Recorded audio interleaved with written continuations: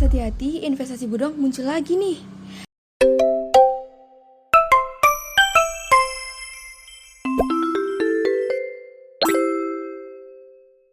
Halo teman-teman, kembali lagi di video saya ya. Pada kesempatan kali ini, saya akan mengajak teman-teman untuk membahas topik yang sangat penting, yaitu investasi bodong. Karena investasi bodong kok rasanya tidak berhenti ya dibahas, dan barusan muncul lagi nih di berita online. Apakah teman-teman pernah dengar istilah investasi bodong? Jika belum, maka teman-teman perlu perhatikan dengan serius. Karena investasi bodong adalah skema penipuan yang dapat merugikan keuangan kita. Dalam video ini, saya akan bahas tanda-tanda investasi bodong, dampak yang ditimbulkan, dan cara menghindarinya. Jadi, mari kita mulai. Apa sih investasi bodong ini? Investasi bodong adalah skema penipuan di mana pihak yang tidak bertanggung jawab menawarkan peluang investasi palsu dengan janji imbal hasil yang sangat tinggi dalam waktu singkat. Mereka menggunakan berbagai taktik manipulatif untuk meyakinkan kita agar menginvestasikan uang kita, tetapi pada akhirnya uang tersebut akan hilang begitu saja. Tanda-tandanya ada apa aja sih?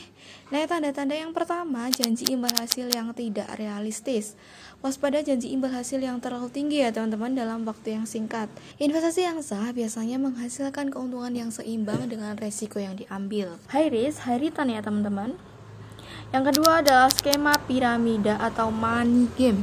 Jika investasi mengharuskan kita merekrut orang lain dan mendapatkan komisi dari mereka, itu bisa jadi tanda investasi bodong. Skema piramida cenderung runtuh setelah beberapa waktu. Banyak banget ya yang udah nemuin kayak gini. Yang ketiga, informasi yang terbatas dan tidak transparan. Investasi yang sah akan memberikan informasi lengkap dan transparan tentang perusahaan, produk, dan risiko yang terlibat. Jika informasi terasa samar atau sulit ditemukan, sebaiknya teman-teman perlu jauhkan diri dari investasi tersebut. Dampaknya apa aja sih Min kira-kira? Ya, yang pertama, kerugian finansial.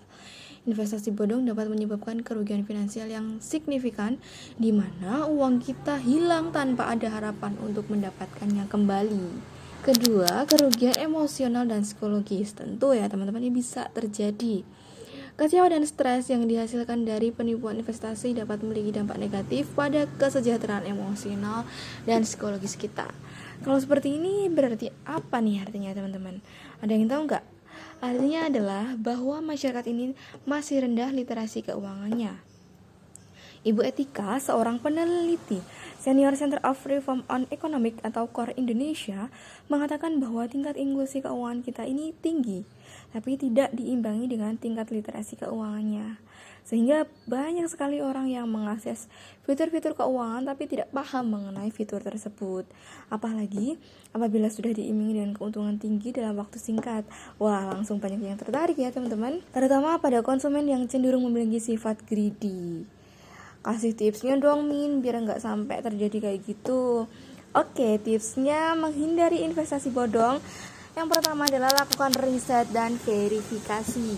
Selalu lakukan riset yang mendalam tentang perusahaan atau investasi yang menawarkan investasi bodong tersebut. Biasanya sih ketahuan ya, atau kita bisa deteksi gitu walaupun tipis-tipis. Yang terpenting adalah periksa keabsahan izin dan regulasi yang dimiliki. Karena pemerintah Indonesia tuh udah banyak mengeluarkan regulasi gitu kok teman-teman.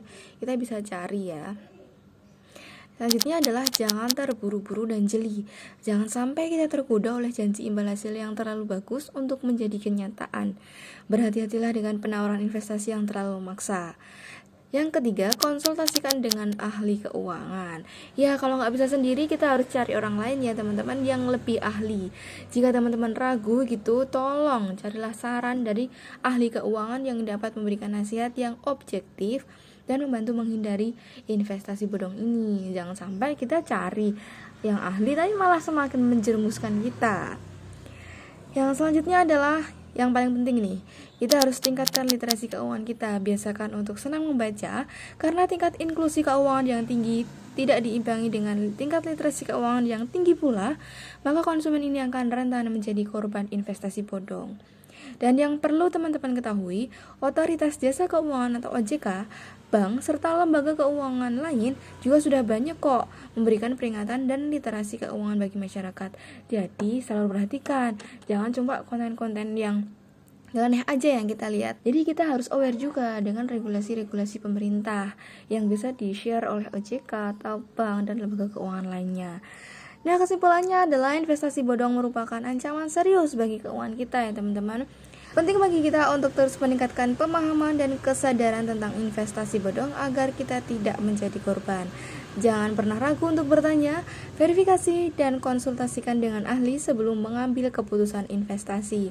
Mari bersama-sama kita dapat melindungi diri kita sendiri dan orang terdekat dari risiko investasi bodong. Terima kasih telah menonton video ini. Jangan lupa like, komen, dan subscribe channel kami agar tetap mendapatkan informasi berguna seputar investasi dan keuangan. Jangan lupa juga kunjungi www.kjati.id dan Sekolah Finansialcom untuk mendapatkan informasi seputar keuangan dan investasi kami. Kita juga menyediakan konsultasi gratis bagi teman-teman semuanya.